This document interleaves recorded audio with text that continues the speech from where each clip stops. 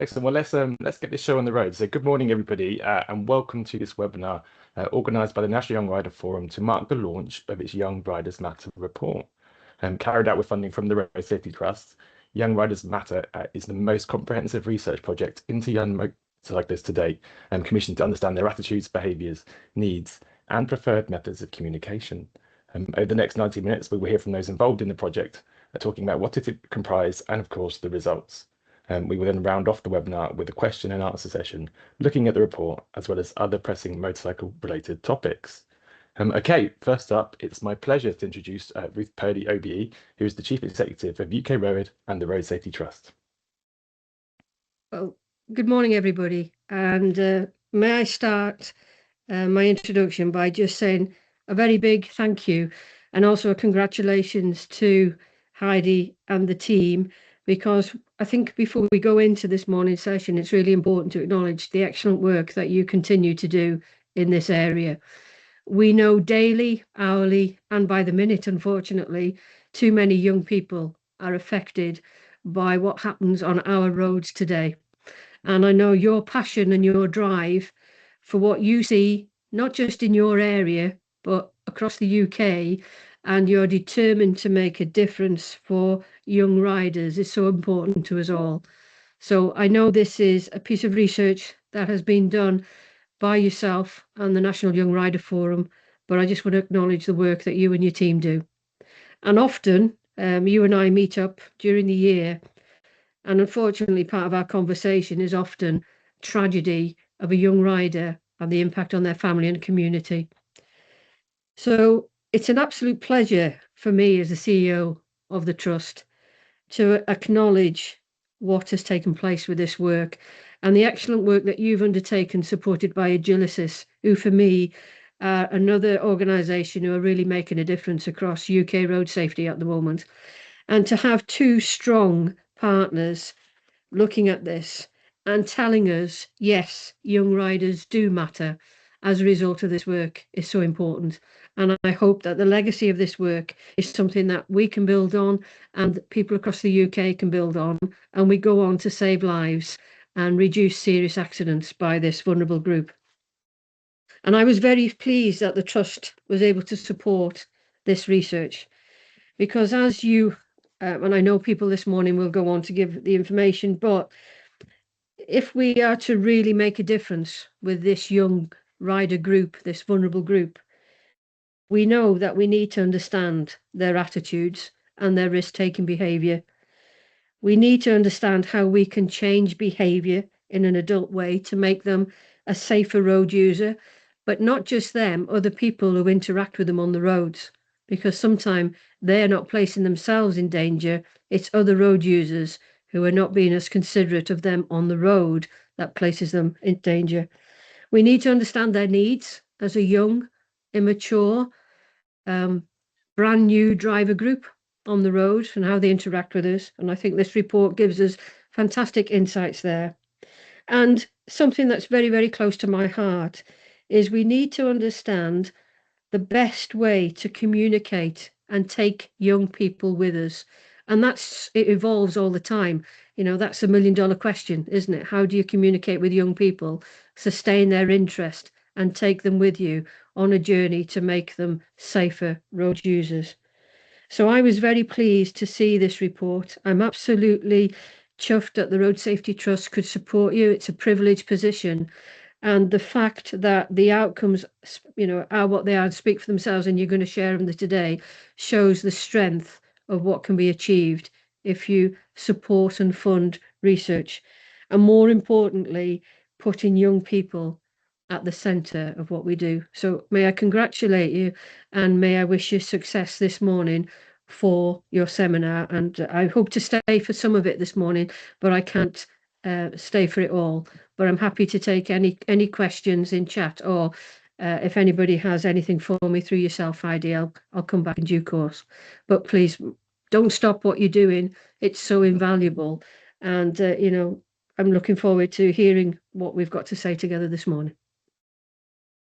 That's lovely. Thank you very much.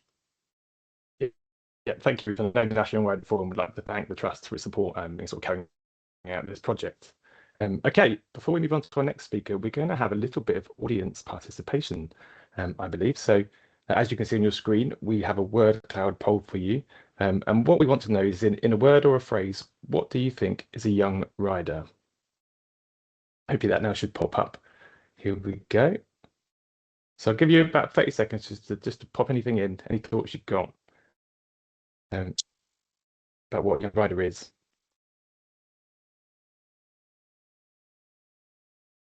I might have a go myself.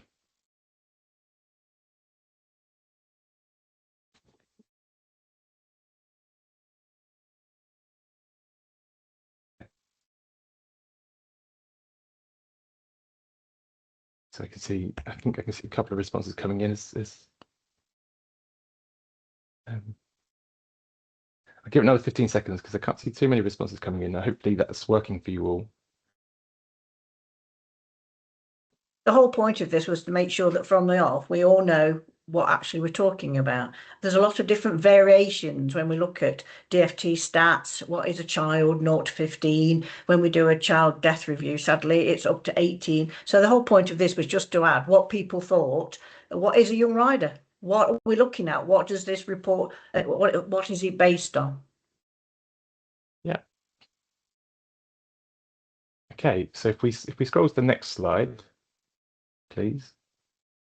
We can actually see the National Young Rider Forum defines a young rider as a young person aged between 16 to 24 years riding a motorcycle of 125cc or less. Okay, so let's move on to the next slide, please. And we can introduce Heidi Duffy, MBE, the facilitator of the National Young Rider Forum, to formally introduce the Young Riders Matter project. Great. Good morning, everybody. Can't thank you enough for attending today.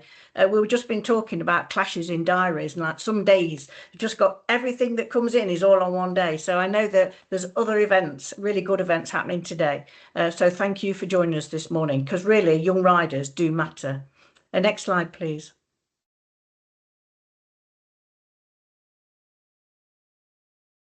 Okay, so let's think about why we actually did this report. So we started in 2019, a keen bunch of road safety professionals, know a lot, quite a few of us of advanced years, so been around the block and knew a lot about road safety. However, when it came to the crunch question, what do we know about young people? What did we know about young motorcyclists?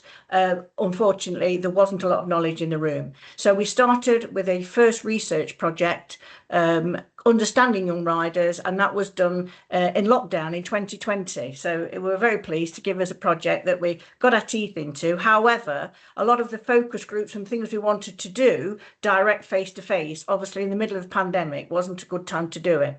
So that project, which was funded by the Department of Transport, it resulted in 17 recommendations, and each of those recommendations were turned into work streams and content, and that's taken the last 5 years. Next slide, please. Okay, why do we need to repeat the report? I mean, it was only 5 years ago. What's changed? Well, we know how difficult it is for this diverse group of motorcyclists, because there is no set young rider. They come from so many different places. So we wanted to ascertain if young riders' attitude to riding and behaviour had changed because of the pandemic. We've heard a lot about young people and how they were so badly affected in the pandemic. What's that done about being a road user, and certainly a vulnerable road user like a motorcyclist? We wanted to duplicate that first project so we could do some comparison and comparing. It was only, we had 183 young riders do the survey. We had 5 years worth of casualty stats, but we wanted to build upon that. So this is the basic good foundation for going forward. We want to identify if the gig economy riders could be found in the latest RTC stats. Obviously, the gig riders had emerged during the pandemic. So we wanted to see, could we find them? And if we could find them, what were they doing?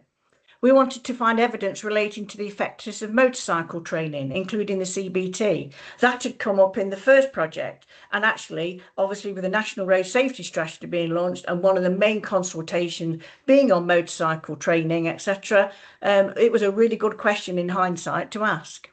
We wanted to research the best methods of engaging with young riders. Communication is key. If we can't talk to them, if we can't engage with them, if we can't explain things, if they can't talk to us, then we're not going to come up with the resources they're actually going to embrace, take on board, that's going to work.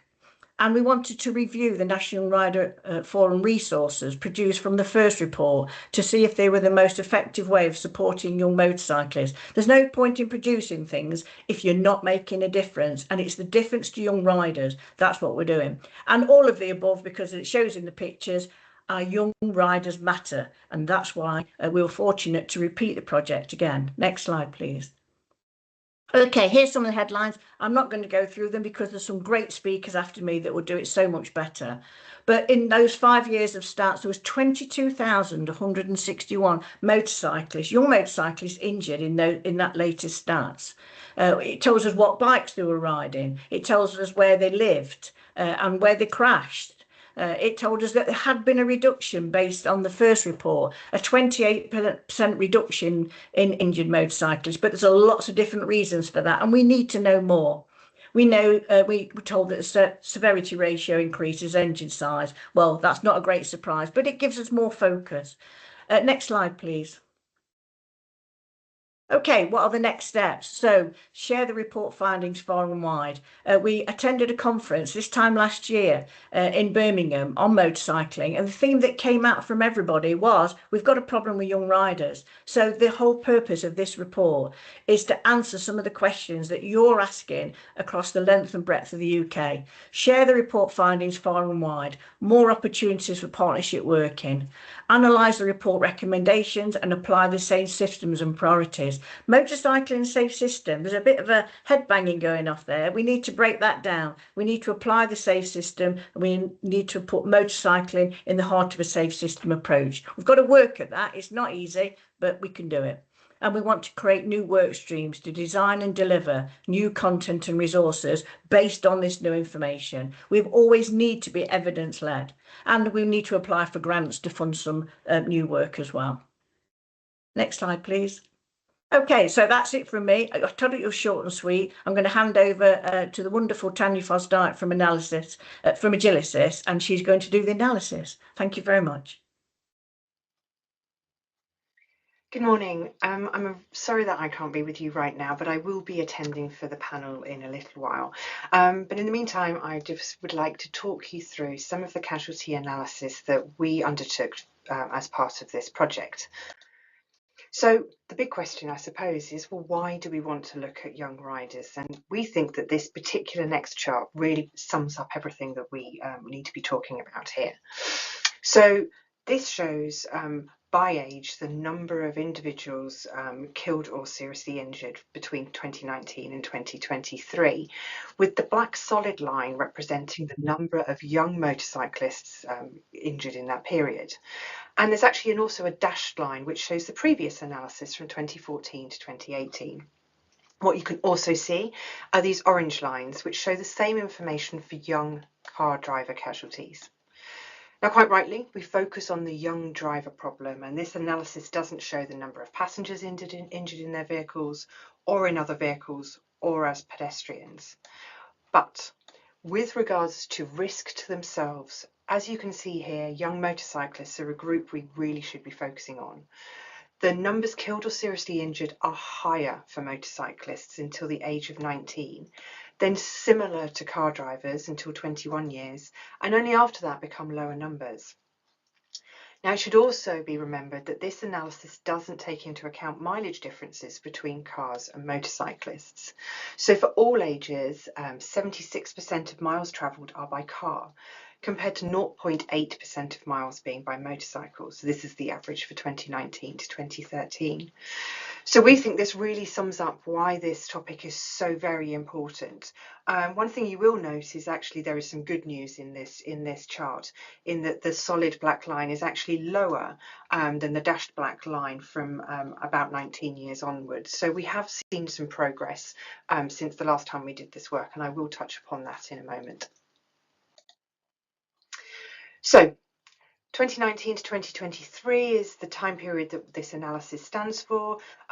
This was most recently available at the time that we were doing the project, and it does include the COVID years, so we do have to be aware of the travel patterns which occurred, the differences that occurred in that time period. The focus is 16 to 24-year-old injured motorcycle riders, as we just spoke about in the previous slide. So it means that we're not looking at pillion passengers, uninjured young riders who may have been involved in crashes that injured other parties, and we're not looking at other casualties in these collisions, so other participants. The other thing that we need to really think about here is injury reporting. So as it says at the bottom of the slide here, forces have been introducing injury-based reporting since 2016, and DFT warns us that serious injuries in 2016, 2017 and 2018 are not necessarily comparable to previous years. And we were doing some trend analysis, so we really needed to think about how we could look at this without using adjusted figures. So what we have done for the majority of this analysis is concentrated on all severities, but used reported figures. What we've got here is just over 22,000 young motorcyclists injured in this time period. Looking at severity, 281 of these were killed, and just over 6,500 were KSI casualties. However, as I mentioned with the previous slide, actually we have seen some progress since the last time we did this work. So there has been a 28% reduction compared to 2014 to 2018, and that isn't all COVID. In fact, we can see that here. So with this trend, we've gone back to 2009 to show all severities all the way through to 2020 to 2023. And actually we can see that 2017 we saw a reduction, and this continued down until that very low numbers in 2020. And since then we've returned to where we were between 2018 and 2019, which is really good progress in comparison to the earlier period here. The other thing we can see, which is really quite stark in this slide, is the proportion of those on motorbikes up to 125cc compared with over 125cc. So the black is those smaller machines, and consistently we can see that that is the type of motorcycle that these young riders are injured on. So you can see a little bit more of detail of engine size on this slide in this table, where we've broken down the type of motorbike into these different categories. As we can see here, all young rider casualties, we have 29% are killed or seriously injured. But this changes depending on engine size. So unsurprisingly, those on larger motorcycles are more likely to be killed or seriously injured. We can see that for over 500cc, 50% resulted in KSIs. But the numbers overall of casualties for this group is much lower. We can see here 1,641 in comparison to over 14,500 who are on machines from 51 to 125cc. So it does give us a real picture of the different types of motorcycle that they are using. So we also wanted to look at the ages within our subgroup of 16 to 24-year-olds. So this shows for each individual age group the number of all severity casualties by engine size up to 125cc or over. And as we can see here, that there is 17 and 18-year-olds are the peak, and this decreases with age. But actually what we can also see is the proportion on larger machines increase as they get a little bit older. What we also know from analysis of who they are, 93% of the rider casualties on smaller motorcycles are male, and this increases to 96% for those on larger machines. And what we've done is we've done a little bit more segmentation, because we recognise that not all young motorcyclists are the same. And Sam will talk about segmentation in a little while about the survey. But what we've done here is we've looked at a range of collision factors based on the age group and the engine size of the different segments, because you can see here we've got some very different groups, and these were analysed in our previous studies. So what we can see here are the arrows are how these percentages compare to those ones from last time. So what we can see here, and we saw it again in the slide before, is that our two largest groups, representing 28% of the cohort in total, are on machines up to 125cc. So they're either 16 to 18 or 19 to 21 years old. And this youngest age group has seen a reduction compared with last time, but the 19 to 21-year-old group has seen an increase. And then we have got groups on 22 to 24, which are 24% of those who were injured. And then we can see that those smaller cohorts are those on the larger machines, those over 125cc. And actually those on the bigger bikes are lower than last time, which is what we saw on one of those earlier slides.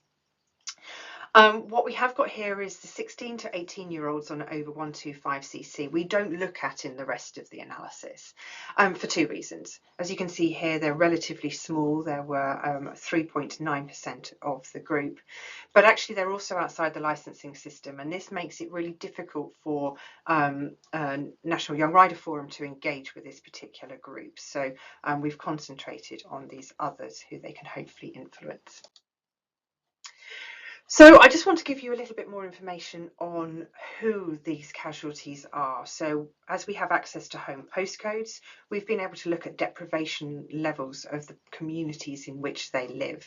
So we've got three groups here, the most deprived, then the middle groups, and then in the grey, the least deprived groups. So we can see that actually for all of the motorcycle riders, there are more of them than we would expect who are coming from the most deprived communities and much less from the least deprived. But actually those on smaller motorcycles are even more likely to come from these more deprived communities.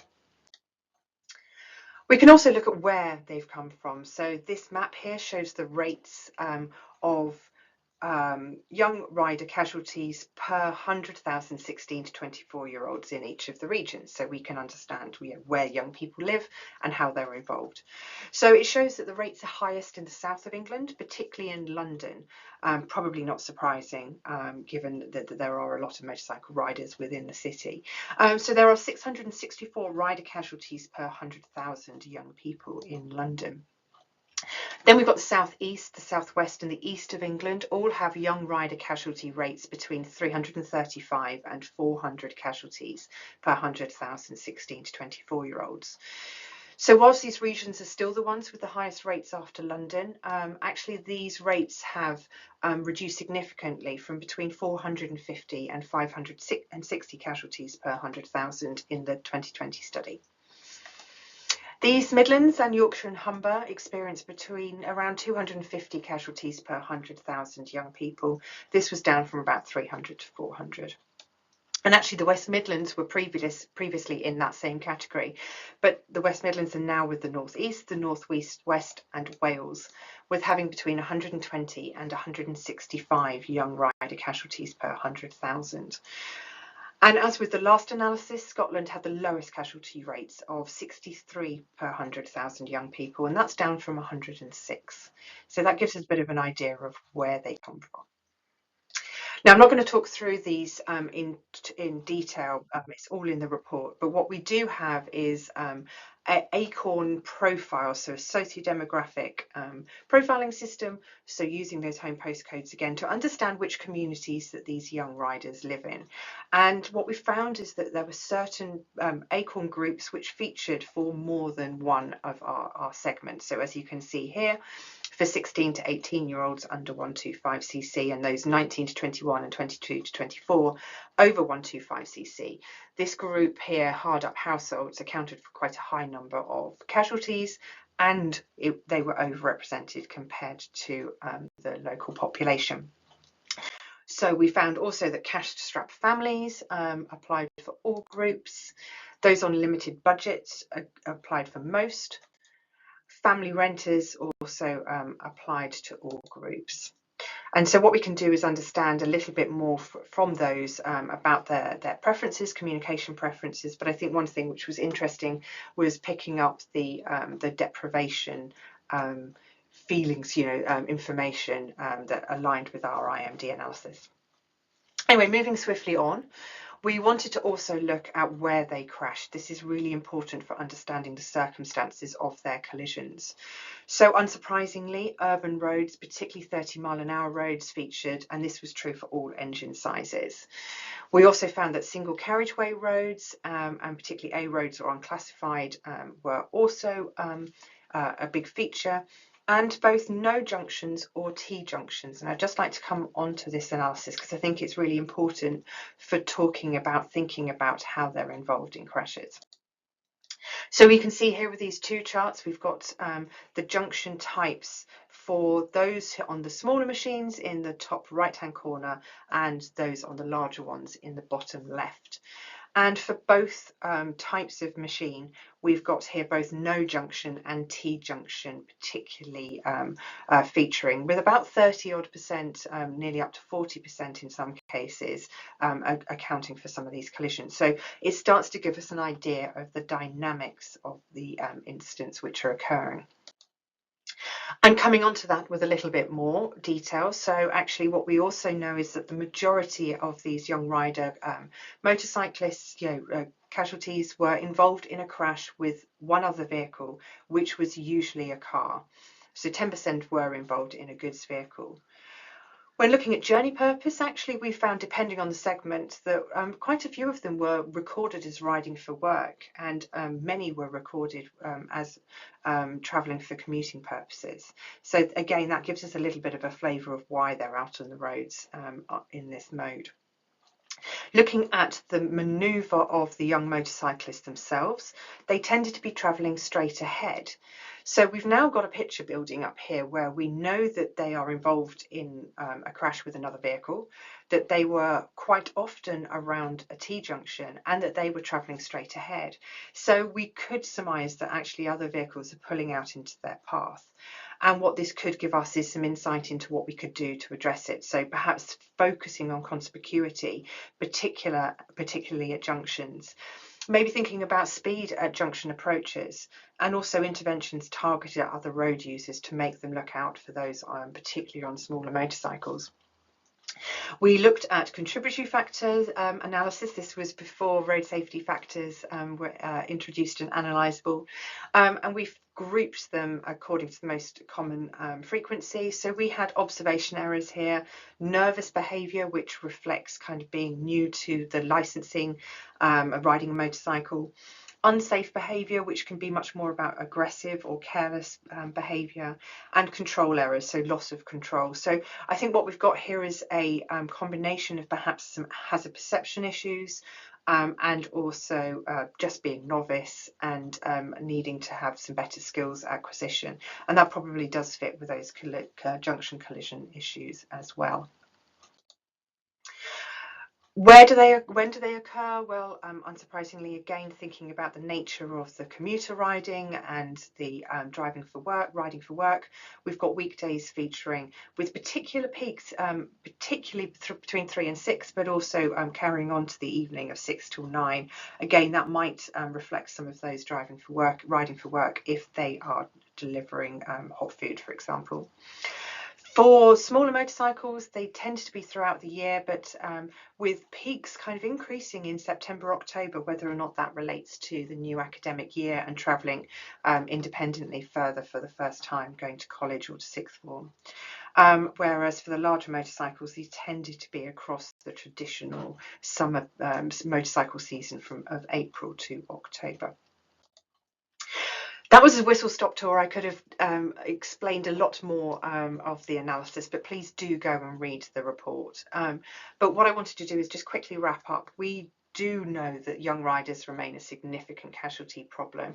There has been progress in recent years, but they still feature heavily in our collisions. And that actually there are slightly different crashes depending on the age and the engine size of those involved. We know from the analysis of where they come from that actually more deprived communities feature, and this may influence our calls to action. Buying expensive PPE, investing in lots of training might be something that's really difficult for these cohort to do.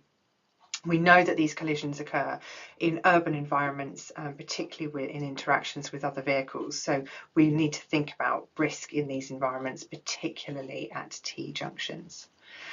That's it for me for now. I look forward to joining the panel in a little while and let's answering some of your questions. Thank you.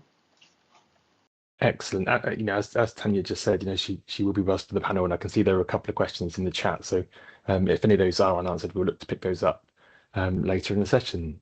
Okay, so we'll move on to another presentation from Sam Scott, who will look at the Young Rider online questions and focus groups. Sam is a senior consultant at Agilysys. A very good morning to everyone. It's a pleasure to be joining you today for the launch of the Young Riders Matter report, and to be discussing this comprehensive research and indeed social research report into young riders. And just want to firstly start off by saying thank you to the National Young Rider Forum and everyone involved for the opportunity to work on this project, and also huge appreciation for the support of the Road Safety Trust as well. Yes, so today I'm going to be talking through the focus groups and interviews, mini interviews that we conducted as part of the, as one of the strands for this project, which are very much an opportunity to kind of get the qualitative check on some of the more quantitative analysis, which Tanya just spoke about. Before I move on, Tanya spoke about the segmentation and deep learning analysis, which stems from the casualty analysis, and I would warmly encourage everyone following the launch of the report to take a look at the segmentation methodology, which was effectively us grouping the data points from the casualty analysis based upon common characteristics. And there were some really interesting segments that came out of that, ranging from safety conscious youngsters, former delivery riders, larger bike commuters, right through to those riding on second-hand machines and experienced pleasure riders. But for now, for this next bit, I am going to talk a little bit about the focus groups, which we conducted as part of the project. So, as you can see on the screen there, the focus groups were an opportunity for a qualitative check. It was great to get young people and indeed young riders in the virtual room. Firstly, because it enables more spontaneous responses. Often we know that when people are filling out surveys, for example, that often responses can be the result of more contemplative thoughts, whereas this was a chance to generate organic and spontaneous responses about the influences, attitudes, beliefs, but also thoughts on things like the licensing process and the perception of safety for themselves, but also their peers as young riders. Secondly, it was a chance to have an interactive discussion for the three focus groups that were held, which were an hour long. We also had a number of interactive exercises, which included things like Mentimeter, just to basically elicit responses and make them as fun as possible. And then lastly, this was a check on the survey and casualty data, again, really delving into the complex but pertinent issues for this cohort around attitudes, behaviour, and their motivations as young riders. So next slide, please. So in terms of the key questions that we asked, many of these in terms of the thematic focus very much reflected some of the key questions that we asked for the survey itself. So for example, we asked about influence. We also asked about the main reasons for motorcyclists using a motorcycle on a regular basis. And in particular, given the timing of the project, we also did, where appropriate, probe a little further where we could elicit some insight around work into the gig economy and also young riders' experience of riding since the pandemic. And then just looking at some of those later bullet points on the screen there, you can also see that we also asked some more practical questions as well about what support do young riders think is kind of beneficial moving forward, and what would be some of the single biggest issues or points of focus that would help them to be safe whilst they're out riding. And again, as mentioned, we also asked questions about their personal experience of the licensing process, what they liked, what they disliked, and what things might be improved. And before I move on to talk about some of the overall findings from the focus groups, I'd just like to really hammer home just that this was a great opportunity to hear some of these insights straight from the horse's mouth, for want of a better phrase. And I think it really added an element of organic research to this project. Next slide, please. Great. So firstly, thinking about some of the questions we received, both either in the 3 hour-long focus groups or within some of the subsequent mini interviews that we held, which were slightly more informal. So the first topic I'll touch upon here is elements of motorcycle use and experience. And so there were 3 main reasons that young riders highlighted in terms of why they motorcycle on a regular basis. The first one was riding for a social activity.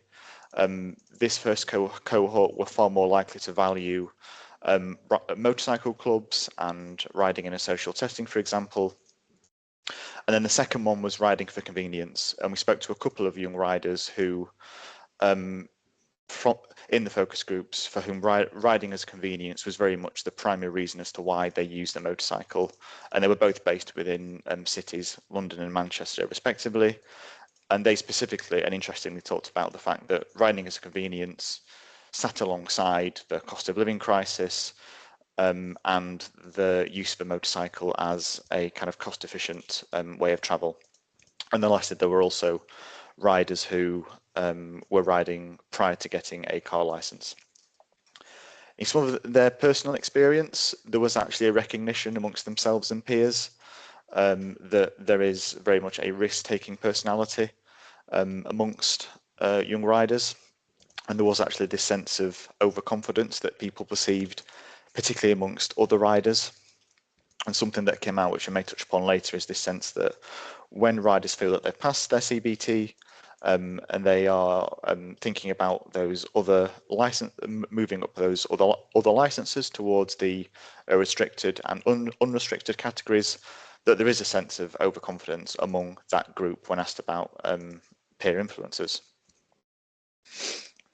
And secondly, on this point, there was a really interesting actual split in the group between those who said that they were really proud of their personal protective gear that protected them and that reduced their risks, whereas actually a small group of those who took part in this exercise admitted or told us that they didn't wear personal protective equipment on a regular basis, and that itself I think fed into something we may talk about later, which is the availability of gear and young riders knowing where to get accredited support gear from.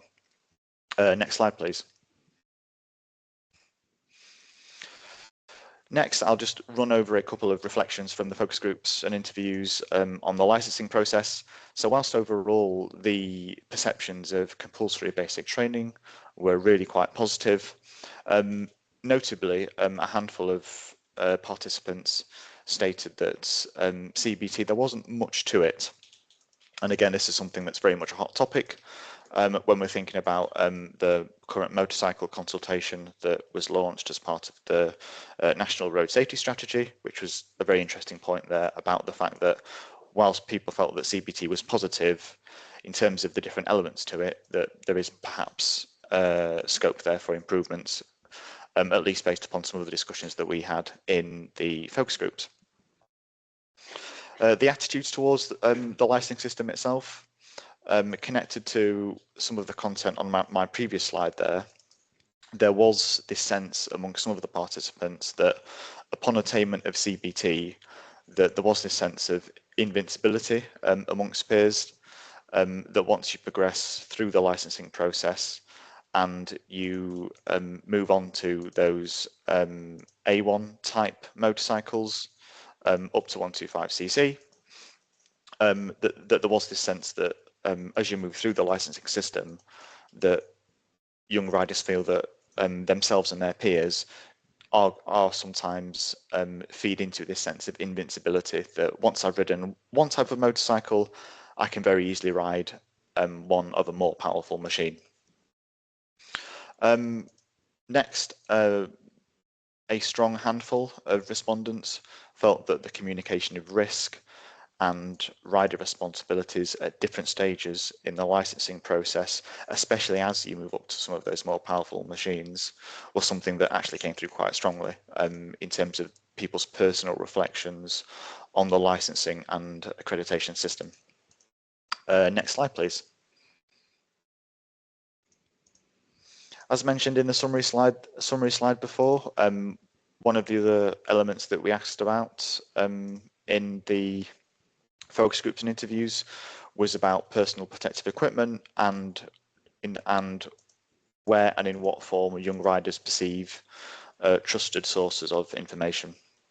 So notably, and I think this was connected to the point I was making before about the split between those who choose to wear PPE and those who don't, was that there was very much a sense that purchasing personal protective equipment was very much a minefield.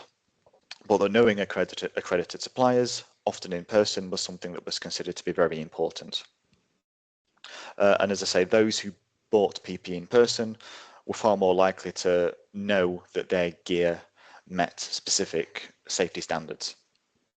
And many were not actually aware of accredited suppliers, particularly amongst those who said that they bought PPE online.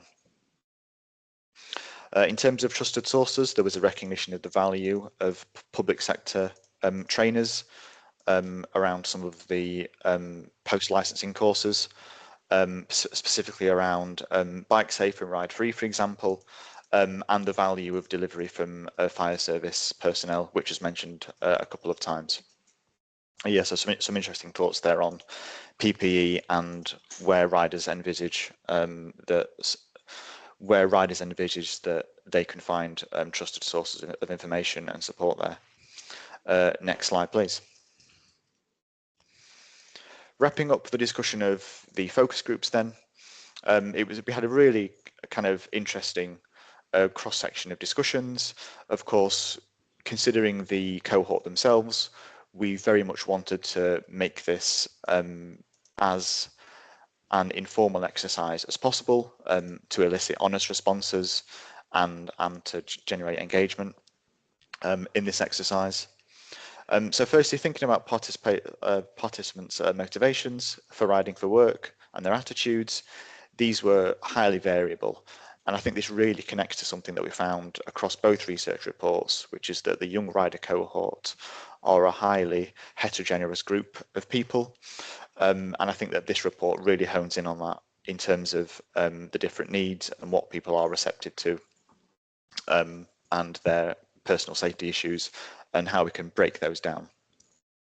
Secondly, there were some really interesting thoughts around licensing. So again, whilst personal reflections were often very positive around CBT, there was a tangible sense that CBT could be developed, and that there is the need for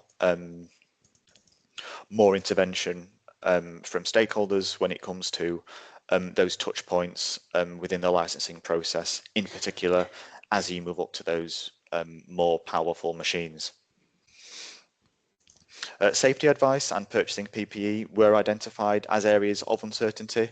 And again, I think this reflects the fact that there was a bit of a split between the cohort, between those who were kind of sat in the more safety conscious youngsters cohort and those for whom safety advice and where and how to buy PPE was an area of greater uncertainty.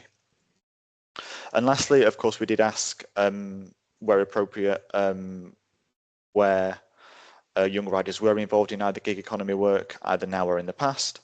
And even amongst those who stated that they were not involved in riding for work or involved in riding in the gig economy, for example, there was a perception that riding for work entails a heightened level of risk with pressures to deliver, but also kind of broader societal and employee cultures, and I think which is something that reflects some of the broader findings and evidence that we touch upon subsequently in the research report itself. So that's a bit of a brief overview of some of the main discussions that we had in the focus groups and mini interviews. And again, it was really nice to have this counterbalance to some of the more quantitative analysis that we had. So yeah, hope that was a useful section, and more than happy to hand over to the next section. Thank you very much. Excellent. Thank you very much, Sam. And next up, we have Faye Cannon from the Warwickshire Road Safety Partnership, who's going to look at a review of the National Young Rider Forum and recommendations from the project. Thank you, Ed. Yes, and thank you, Heidi, for inviting me as a National Young Rider Forum member and giving me the honour to speak about all the work that has been done by the forum over the last 5 years. So next slide, please. Thank you. And I think we can start clicking through, and we'll have some videos coming up as well. So looking back at the 17 recommendations from the previous research report, these were structured using a safe system approach, recognising that preventing serious injury requires more than that individual behaviour change. This ensured intervention considered training, vehicles, roads and system level support. The first recommendation was to use the report as a guide, and this is where the forum was particularly effective. Recommendations were not left on the shelf, and they were tracked and monitored through regular forum meetings, prioritised and used to shape activities nationally and locally. One of the strongest findings from the previous report is that young riders are not a single group, with different motivations, experience and risk appetites. The forum responded by tailoring their messages, for example, through infographics covering specific risks like weather, impairment, PPE and maintenance. The forum also targeted 16 to 21-year-olds as the report showed these are the greatest risk. The Ready to Ride film, designed by young people for young riders, and delivered through schools and colleges where possible, has focused on the evidence from the report and not on fear factors. Over the past 5 years, it's become clear that engagement is one of the hardest challenges. The gig economy riders in particular are often see themselves as riding as a job and rather than as part of their identity. The forum addressed this with short, accessible highway code films, focusing on the real urban riding risks, and the viewing figures have shown to be really strong across their own dedicated Instagram page. Furthermore, the forum invested in social media and the new Rider Hub website to provide a trusted central source of information data. The performance data shows really strong engagement. In the previous report, there was 2 recommendations focused on CBT training. The National Young Rider Forum worked with the DVSA to promote the Ride Free, a voluntary but valuable resource, especially given the lack of theory tests for young riders. While uptake has improved and can be correlated towards the forum's engagement in general from young riders remains challenging, highlighting a system-level barrier, and the forum welcomes the government's consultation on the theory tests. Young riders told us they wanted more support on risk anticipation, and the new hazard perceptions films directly address some of the common urban collision scenarios, and we worked with eSitu upon these films. Campaigns have been designed and promoted by the forum and its members to emphasise PPE, visibility, lighting and junction safety. Evidence from the previous report shows that young riders were aware of these risks, but practical reinforcement remained necessary. One of the research recommendations was to investigate which online forums young riders use to access information, explore potential partnerships and cross-reference materials. A thorough investigation was conducted and it was found that there was no dedicated online platform for young riders to use. As a result, the Ask Andy feature was introduced on the new Rider Hub website, allowing young riders to ask questions about any aspect of motorcycle riding. However, the feature did not attract many young riders. Instead, it attracted more mature, experienced riders who used the platform to ask complex and subjective questions. One of the recommendations was to research where riders purchase their motorcycles.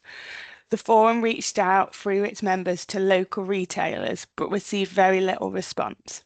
However, advice on buying the first motorcycle was included on the new Rider Hub and within the education rule. Additionally, the forum created a digital and paper flyer which was designed and distributed to retail outlets, promoting both the new Rider Hub and Ride Free. The National Young Rider Forum also identified that recreational drug habits formed during the pandemic lockdown have persisted among young riders. All partners recognised this as a crucial issue and incorporated it into resources and saw it as essential for reducing young rider crashes involving impairment. Infographics on impairment were developed focusing on summer events such as the Football World Cup and the Christmas period. To enhance these messages, the forum worked with Nottinghamshire Police to capture photographs of young riders undergoing breath and drug tests. It is positive to see how the National Young Rider Forum has sought to meet all the recommendations with targeted interventions and evaluation throughout. Next slide, please. Moving on to this report, we once again shows that there is a variety of individuals who choose to ride for a variety of reasons. They all have different experience level and different attitudes to motorcycling, so behave in different ways. For road safety practitioners, this is important. Interventions need to be tailored to the specific types of young riders, taking into account their motivations, attitudes and needs. While there has been a reduction in young rider casualty numbers in recent years, the years analysed contain the COVID years, and young motorcyclists remain overrepresented compared to young car drivers, especially when traffic is taken into account. The message emphasised by the forum since the previous report remains relevant, focusing on urban collisions, conflict with cars, visibility at junctions, inexperience and protective clothing. There was an increase in PPE use compared to 2020, although, as Sam has said in the interviews, purchasing equipment online can be challenging because it's difficult to identify the safest equipment. It is clear that this group remains difficult to engage with. It is true for engaging in research and communicating the road safety message to them. It means that the insight from the survey and focus groups may not be representative of the wider young rider community, since there is no such thing as a young rider community, and given the reasons they use this form of transport. The ones that we've engaged with possibly are more likely to view themselves as motorcyclists and have been more interested in riding for a long time. As a minority group, it is difficult for us to connect with young riders in places like schools and colleges in the same way that road safety professionals do with novice drivers. Furthermore, the diversity of young riders means that different approaches will be required to get the right messages to the right individuals. The gig economy cohort is particularly difficult to reach, and the best route for influencing their safety may be through their employers or regionally and government at work policies. We welcome the government strategy action regarding the Driving for Work Charter and hope this includes the gig economy. Despite these challenges, it is clear that the National Young Rider Forum continues to use an evidence-based approach in designing and delivering interventions and has recognised that one-size-fits-all solution is not appropriate. Understanding the problem fully, identifying and locating the target audience, and then tailoring your message all remains the most important lessons learned. Achieving economies of scale and amplifying efforts through coordinated approach, such as organisations like the Forum, are also likely to be the most effective ways to tackle young rider risk. Next slide, please. The recommendations that this report show are very similar to what we've had before. The report shows that it should be used as a guide, and working with the National Young Rider Forum, colleagues should drill down into their local young rider collision issues.